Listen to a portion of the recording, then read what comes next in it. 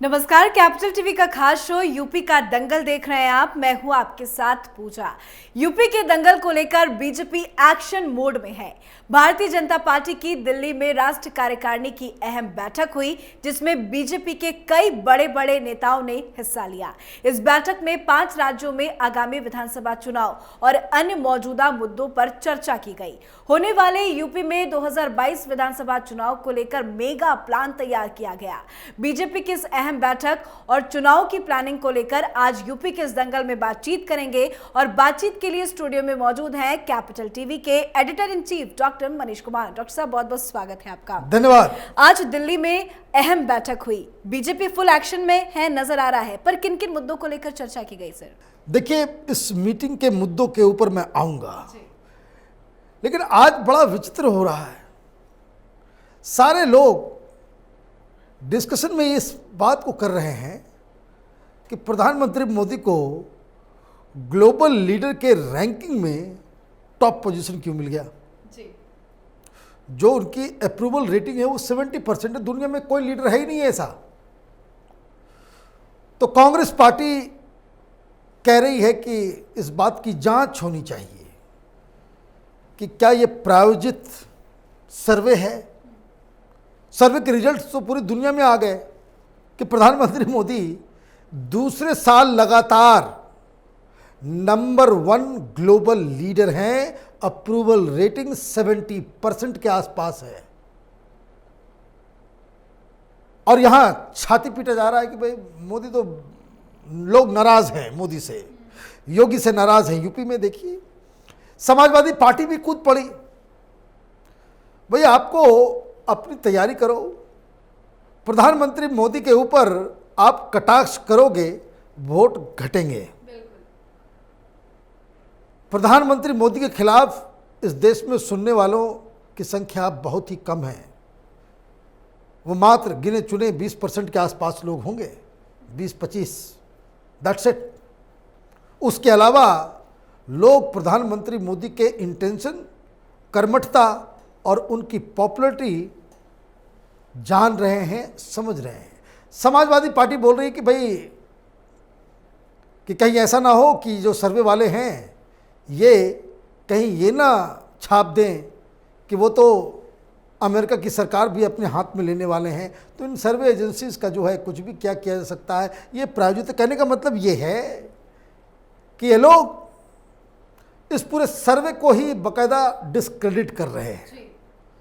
तो मैंने सोचा कि पहले, चूँकि प्रधानमंत्री मोदी के बारे में सब जानना समझना चाहते हैं, ये बात कोई नहीं बताएगा कि भाई ये जो एजेंसी है जो इस सर्वे को प्रकाशित जिन लोगों ने किया है, जिनकी रिसर्च में ये सामने आया है, उसका नाम है मॉर्निंग कंसल्ट। जी। ये दुनिया की सबसे तेजी से ग्रो करने वाली कंपनियों में से है और इनके सर्वेज बहुत क्रेडिबल हैं। अब ये जो समाजवादी पार्टी के लोग या कांग्रेस पार्टी के लोग जो सर्वे की क्रेडिबिलिटी पे सवाल उठा रहे हैं, उनसे मैं बस एक ही बात कहना चाहता हूं कि ये सिर्फ पॉलिटिकल सर्वे है। वो इकोनॉमिक में भी सर्वे करते हैं, वो हर फील्ड में ये लोग, ये कंपनी जो है मॉर्निंग कंसल्ट, ये सर्वे करती हैं। और मालूम है आपको ये कहाँ सबसे ज़्यादा छपता है? सबसे ज़्यादा इन सर्वे का इस्तेमाल और इन सर्वे के ऊपर स्टोरीज और व्याख्या किस अखबारों या किस मीडिया इंस्टीट्यूशंस के द्वारा की जाती है? जी। तो New York times, Washington post, wall street journal, दुनिया की जो सबसे नामी ग्रामी, हालांकि मेरे नज़र में ये सब तो अपने हिसाब से ये लोग एजेंडा चलाते हैं, लेकिन जिन अखबारों, जिन मीडिया हाउसेस के रिपोर्ट्स को ये लोग गीता कुरान समझते हैं, ये कांग्रेस पार्टी और ये जो लुटियन कबाल है, हिंदुस्तान मोदी के खिलाफ सबसे ज़्यादा कहीं आर्टिकल छपते हैं तो वहीं छपते हैं। न्यूयॉर्क टाइम्स हो गया, ये दे हेट इंडिया। उनको ये समझ में नहीं आ रहा भाई इंडिया में इतना कमाल कैसे हो रहा है। तो सबसे ज़्यादा ये सर्वे उसी में छपता है। तो आइंदे कांग्रेस पार्टी किसी न्यूयॉर्क टाइम्स या राहुल गांधी किसी वॉल स्ट्रीट जर्नल के आर्टिकल का हवाला देकर के हिंदुस्तान का मजाक उड़ाए, तो इस वीडियो को याद कीजिएगा और इस खबर को भी याद रखिएगा कि जब ये लोग प्रधानमंत्री मोदी को 70% का अप्रूवल रेटिंग, जो टॉप मोस्ट दुनिया का नंबर 1 ग्लोबल लीडर घोषित करते हैं, तब उनकी रिपोर्ट झूठी। और जब हिंदुस्तान को गालियां देते हैं, हिंदुस्तान को बेवजह बिना जाने बूझे समझे मिथ्या के आधार पे, अफवाह के आधार पे हिंदुस्तान की डेमोक्रेसी के ऊपर सवाल खड़े करते हैं, तब ये लोग कसमें खा खा कर इनके रिपोर्ट्स को जो है वो रीट्वीट और रीट्वीट करते हैं। तो खैर, मुझे तो अच्छा लगता है हिंदुस्तान का कोई भी व्यक्ति, चाहे वो कल राहुल गांधी हो या कोई भी हो, एक हिंदुस्तानी होने के नाते हिंदुस्तान का कोई व्यक्ति वो ग्लोबल लीडर के रैंकिंग में नंबर 1 पे हो तो सैल्यूट करना तो बनता ही है। और ये सारी चीज़ें कि प्रधानमंत्री मोदी एक ग्लोबल लीडर हैं, इसका इम्पैक्ट चुनाव में भी होता है। और इसलिए रिपोर्ट छपी अमेरिका में और पेट में दर्द होने लग गया लोगों को लखनऊ में। इसलिए ये सारी चीज़ें जो हैं इस यूपी के दंगल में इम्पॉर्टेंट हैं। जी बिल्कुल, आपने कहा कि इसका असर यूपी के दंगल में पड़ेगा और यूपी के दंगल से ही जुड़ा जो मेरा पहला सवाल था वही उसी पे मैं आना चाहूँगी। आज दिल्ली में एक अहम बैठक हुई, उस बैठक से क्या नतीजा निकाला जाए आने वाले विधानसभा चुनाव? देखिए, इस बैठक में दुनिया के सबसे बड़े ग्लोबल लीडर नंबर 1 भी मौजूद थे। जी बिल्कुल थे। और सारे लोग स्ट्रेटजी बना रहे थे। स्ट्रेटजी चुनाव में 2 तरीके से बनते हैं।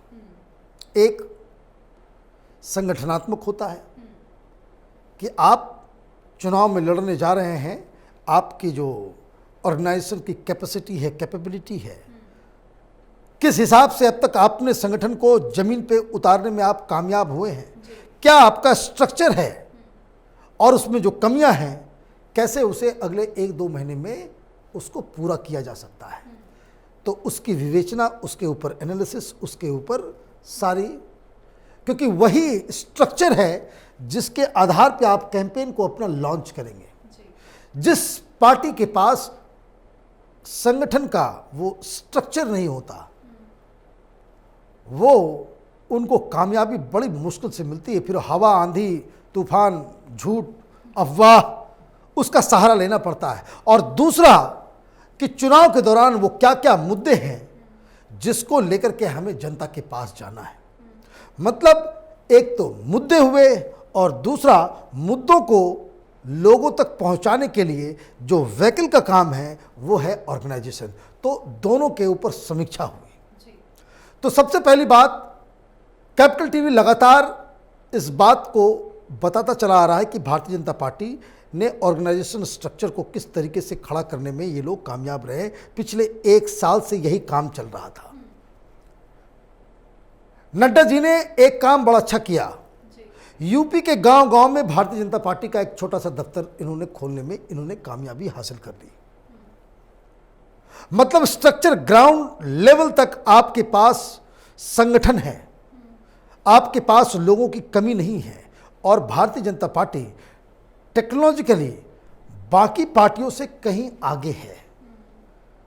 गांव-गांव में भी जो इनके ऑफिस बेरर्स हैं, जो इंफॉर्मेशन के वाहक हैं, उनका फ़ोन नंबर, उनका व्हाट्सएप नंबर, मतलब आप ये समझ लीजिए कि लखनऊ से एक मैसेज अगर जाना है वो 5 मिनट में भारतीय जनता पार्टी के कार्यकर्ताओं के फ़ोन में वो भेज दिया जा सकता है।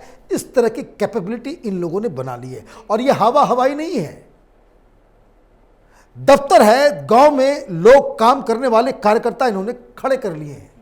ये फ़ायदा होता है कि जब आप सरकार में होते हैं तो लोग वैसे भी आपको मिल जाते हैं। तो इस फ़ायदा का इन्होंने बाकायदा पूरी तरह से यूटिलाइज़ किया, ये संगठन बनाने में कामयाब रहे। अब जहां बाकी लोग अभी तैयारी की तलाश में हैं कि स्ट्रेटजी क्या होनी चाहिए, इस मीटिंग में जो सबसे अहम फैसला लिया गया कि बहुत जल्द पूरे यूपी के अंदर पन्ना प्रमुखों को सारी जिम्मेदारी सौंपी जाएगी। अब ये पन्ना प्रमुख क्या है? तो पन्ना प्रमुख एक नए तरह का एक इलेक्शन स्ट्रेटजी है जिसके जनक अमित शाह हैं।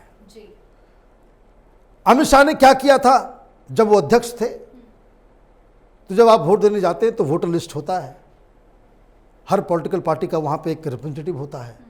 तो आप देखते हो कि हर पन्ने के ऊपर वो टिक लगाते हैं। तो एक पन्ने में जितने लोग हैं उनकी जिम्मेदारी उसी पन्ने के किसी भारतीय जनता पार्टी के एक्टिव कार्यकर्ता को दे दी जाती है। मतलब ये कि एक व्यक्ति उस पन्ने के अंदर वैसा है जो ये इंश्योर करेगा कि उस पन्ने में जितने लोग हैं, माने 4-5 परिवार, एक परिवार में 5 लोग 6 लोग होते हैं, तो वो उन सारे लोगों को कैसे कन्विंस करना है, उनको जाकर के बात करनी है, कैसे ये इंश्योर करना है कि भाई ये लोग वोट देने के लिए आए, ये सारी जिम्मेदारी उस पन्ना प्रमुख की होती है। और अमित शाह भी गुजरात में अपने कॉन्स्टिट्यूंसी के एक पन्ना प्रमुख हैं। भारतीय जनता पार्टी का बड़ा बड़ा लीडर भी उस पन्ना प्रमुख की जिम्मेदारी को बाकायदा वो निभाता है। तो ये वर्किंग कल्चर, ये स्ट्रक्चर संगठन का अगर आपने यहाँ तक आपने तैयारी कर ली है तो संगठन की दृष्टि से आपको चैलेंज करने वाला कोई नहीं है। अब आप मुद्दों को उठाने में, लोगों तक सही मैसेज पहुंचाने में आप गड़बड़ करेंगे तभी आप चुनाव हार सकते हैं। अदरवाइज जिस पॉलिटिकल पार्टी का स्ट्रक्चर ऑर्गेनाइजेशन का इस तरीके से तैयार खड़ा हो, उसके लिए चुनाव आसान हो जाते हैं।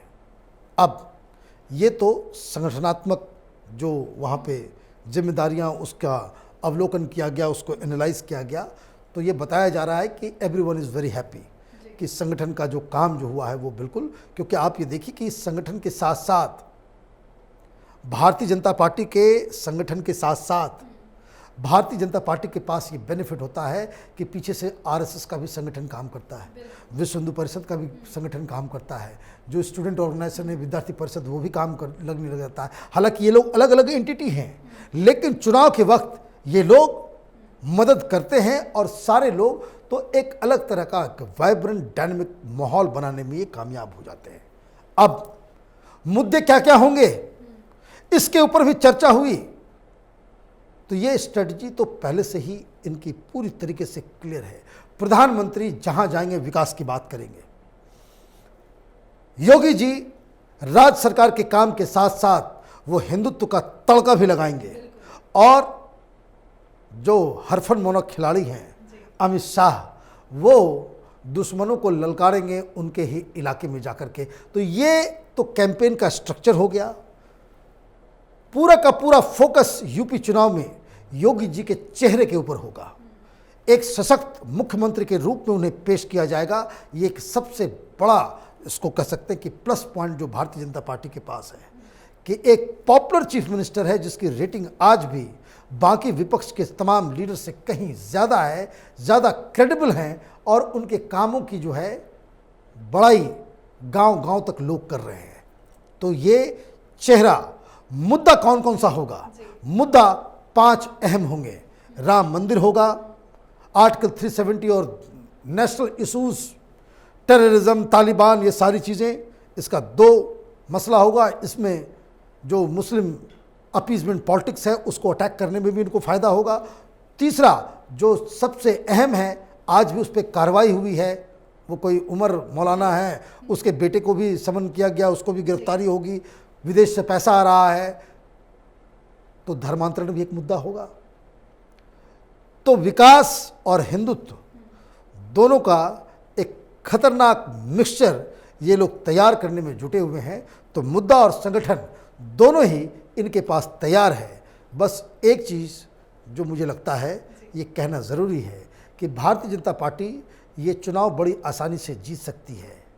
बस थोड़ा सा जो पार्टी के अंदर जीत को लेकर एरोगेंस है वो नहीं होना चाहिए, वो जो घमंड है, वो जो विपक्ष कोई है ही नहीं, ये इस पे थोड़ा लगाम लगाना होगा।